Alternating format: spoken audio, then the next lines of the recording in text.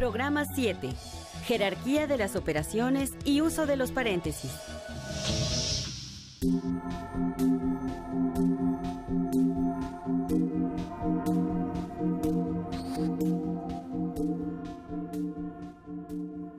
A Marijose se le descompuso su bicicleta y la lleva al taller de don Marcelo para que la arregle.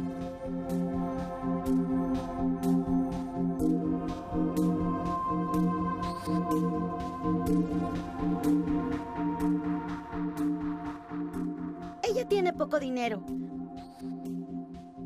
así que anota la forma de cobrar de don Marcelo con la intención de llevar bien sus cuentas.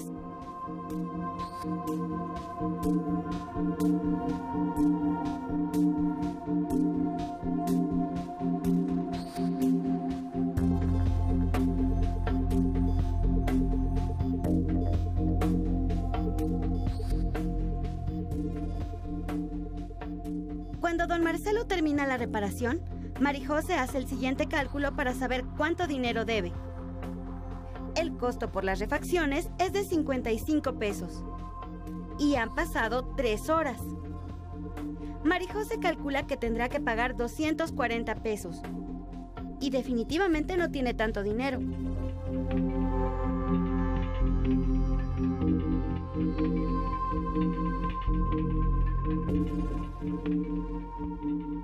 Don Marcelo la tranquiliza y le asegura a Marijose que solo tendrá que pagar 130 pesos.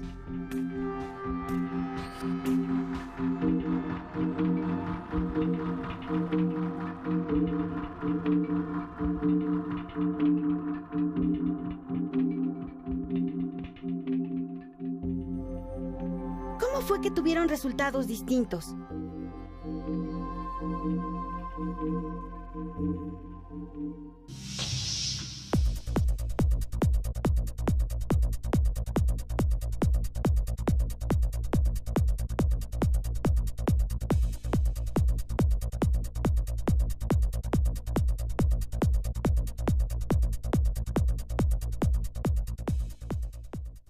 Para realizar cálculos con más de un tipo de operación, es necesario conocer la jerarquía de las operaciones. Se trata de reglas que nos indican en qué orden debe resolverse cada operación. Para comenzar a comprender estas reglas, resolvamos la operación anterior. Podemos expresar la cuenta de la reparación de la bicicleta de la siguiente manera. Se trata de un problema compuesto de 2 operaciones. El asunto es decidir cuál hacer primero. De izquierda a derecha, la suma aparece antes que la multiplicación. Seguramente por eso, Marijose la resolvió primero. Sin embargo, para decidir la forma correcta de realizar las operaciones, se deben tomar en cuenta ciertas reglas, como hizo don Marcelo. En problemas como este, necesitamos un sistema de reglas, es decir, un orden en la resolución de las operaciones que sea siempre el mismo. De otro modo, nunca habría manera para determinar el resultado correcto. Nos encontramos con Jesús Rodríguez Biorato, maestro en Ciencias Matemáticas. ¿Podrías contarnos cómo surgió en la historia el concepto de jerarquía de las operaciones? Bueno, el concepto de jerarquía de las operaciones se puede decir que aparece en la historia de las matemáticas desde mucho antes del álgebra, ¿no? Cuando las matemáticas solamente se hablaban, ¿no? No se tenía una notación algebraica, lo que ahora conocemos como el x cuadrada, el y cuadrado. Sí. ¿Sí? Sus primeras reglas, las primeras reglas de jerarquía de operaciones, una de las más importantes, cuando uno prioriza la multiplicación sobre la suma, aparecen los primeros inicios del álgebra por ahí de 1600, en el principios del siglo XVII. Aparecen muchos artículos matemáticos donde se observa, ¿no?, que están priorizando la multiplicación sobre la suma. Y la razón por la que aparece es como bastante natural, ¿no? En aquel entonces, por ejemplo, se quería trabajar mucho con encontrar soluciones a los polinomios. O sea, encontrar el número que al cuadrado y más su doble más 1 es 0, ¿no? Entonces, para denotar esto se usaba una notación algebraica desarrollada en aquel entonces, que pues bueno, necesitas escribir x cuadrada más 3x. Entonces, si uno no tuviera jerarquía de las operaciones, un polinomio se tendría que escribir con muchísimos paréntesis. Entonces, no era tan conveniente, y luego, por simplicidad, se eliminan los paréntesis, al cabo que todo el mundo lo entiende. O sea, se está hablando de polinomios. Entonces, se eliminan los paréntesis y allí se queda implícita una de las primeras reglas de jerarquía de operaciones. Aunque en aquel entonces la notación matemática era muy confusa porque no todos los matemáticos usaban la misma notación. Después,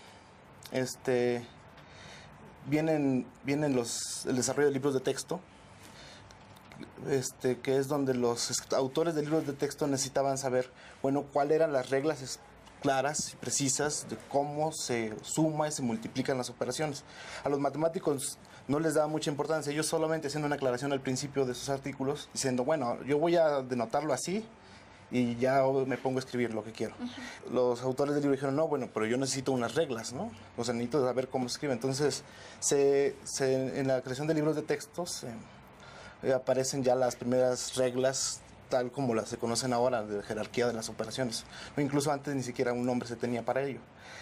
Bueno, y se empezaron a hacer más rigurosas con la aparición de la computación. Y eso es en general cómo aparece la jerarquía en la historia. Conociendo la jerarquía de las operaciones, podemos resolver de manera correcta el problema del costo de la reparación de la bicicleta de Marijose. Primero hacemos la multiplicación.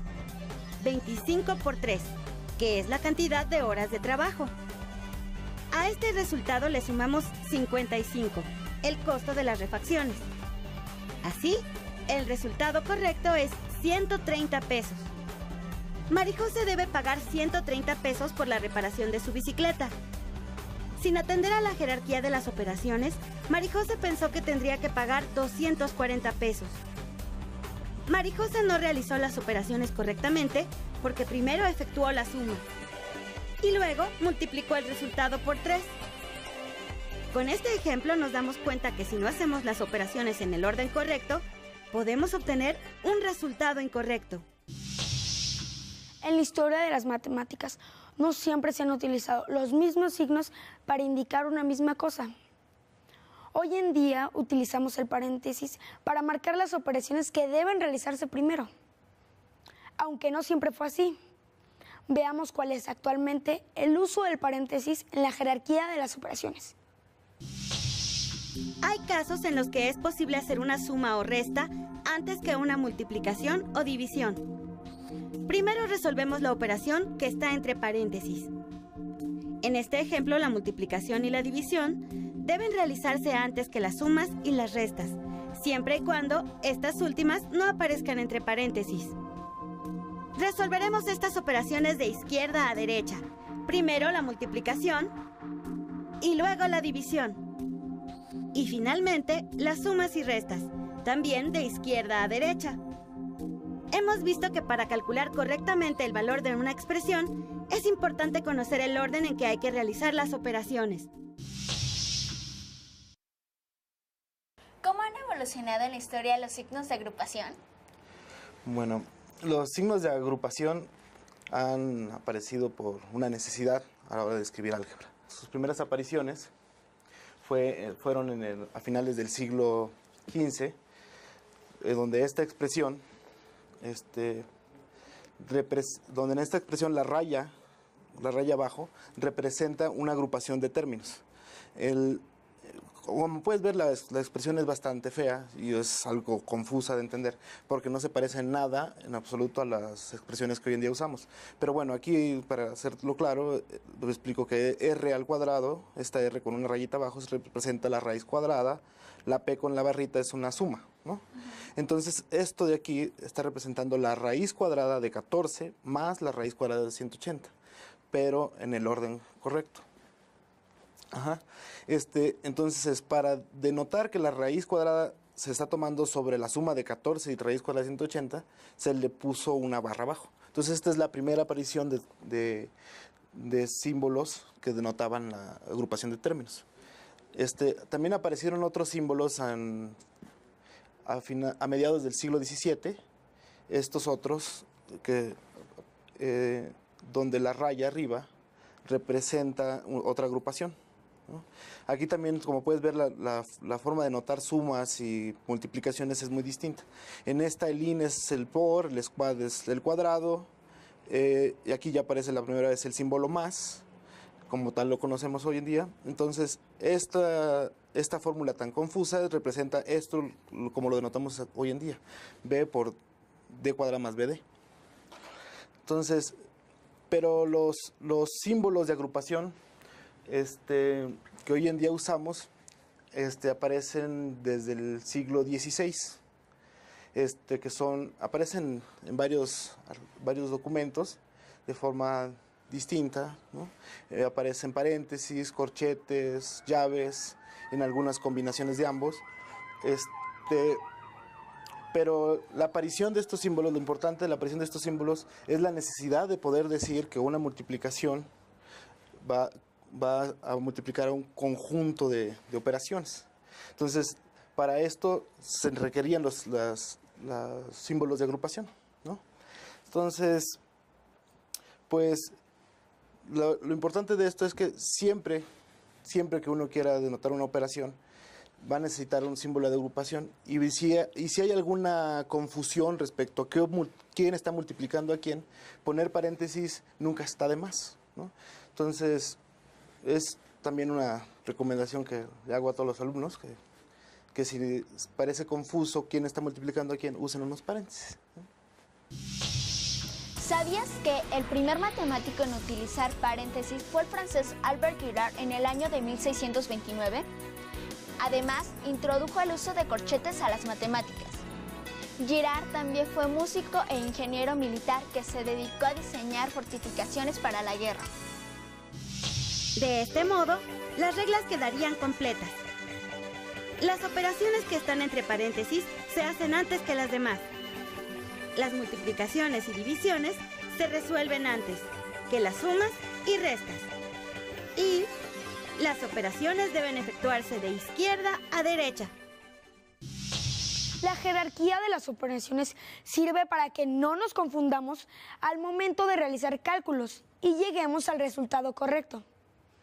Recuerden, las operaciones que están encerradas entre paréntesis se hacen antes que las demás.